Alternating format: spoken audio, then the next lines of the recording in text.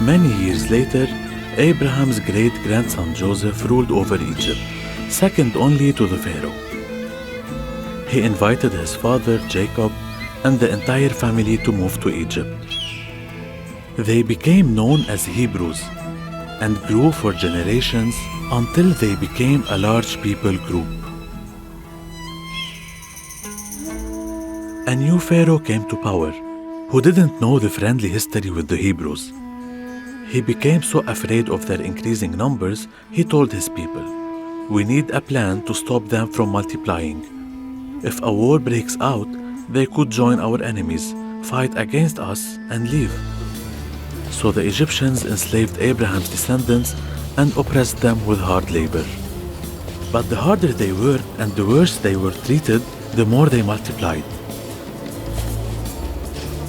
So the Egyptians became more fearful and oppressed Abraham's descendants even worse. Pharaoh gave this order to the slave midwives: "As your women give birth, kill the boys, but let the girls live." But the Hebrew midwives respected God, so they disobeyed Pharaoh and did not kill any boys.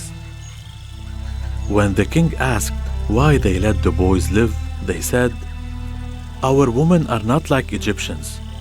They are strong and give birth before we can get there."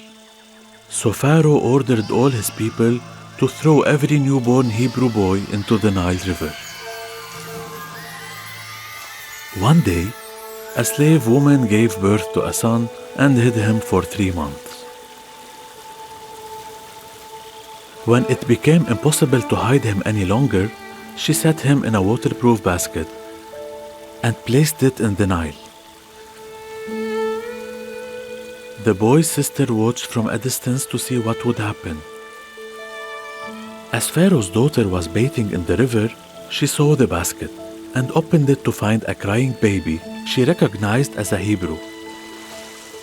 The baby's sister asked, "Should I find a Hebrew to nurse the baby for you?" Pharaoh's daughter said yes, so the girl ran off to get her mother. Pharaoh's daughter told the mother, "Take this child and feed him for me. I'll pay for your help." So she did. When the boy grew older, his mother brought him back to Pharaoh's daughter, who adopted him and named him Moses. She raised Moses in the palace, and he mastered Egyptian science and learning. Years later, Moses visited his fellow Hebrews and saw one of them being beaten by an Egyptian slave driver. Thinking no one was watching, Moses killed the Egyptian and hid the body in the sand. The next day, he saw 2 slaves fighting and asked the one who started the fight, "Why are you hitting another Hebrew?" The man responded, "Who made you judge over us? Do you want to kill me the way you killed that Egyptian yesterday?" Fear gripped Moses when he realized what he did was known. Once Pharaoh heard, he tried to kill Moses, but Moses fled to a land far to the east.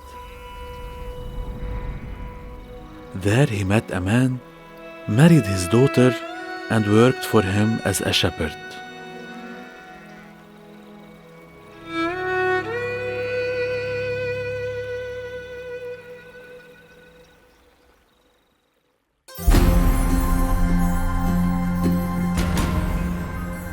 Why do you think Moses' mother, his sister, and the midwives risked their lives by disobeying Pharaoh's orders?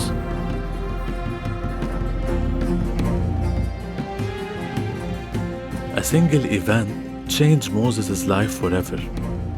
What major event has changed the course of your life?